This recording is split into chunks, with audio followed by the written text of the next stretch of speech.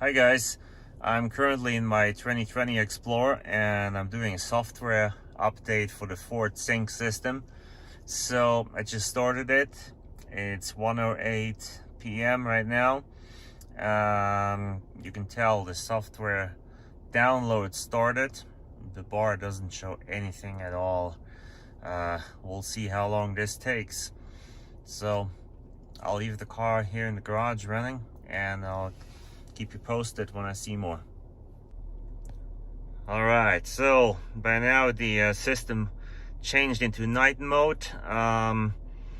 We are just at the beginning of the download. It's 1:21 p.m. right now. It's comfortable here in the car.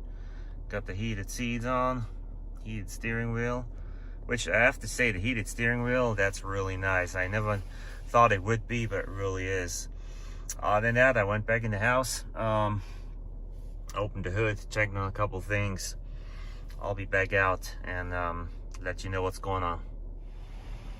It's now 1:38 and it's finally moving a little bit faster. So slow, but we're getting there. It's now 2:57 p.m.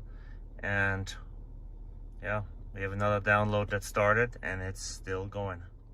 Okay, so it's now 4:29 p.m. and the download is finally done. Okay, I haven't come out here for about 15 minutes, so it might have been done a little bit earlier, but yeah, this is crazy. When did we start this? I can't remember. Was it 1 o'clock? Anyways, it's roughly about 4 hours that this download takes. Software is up to date. There you see it with the date.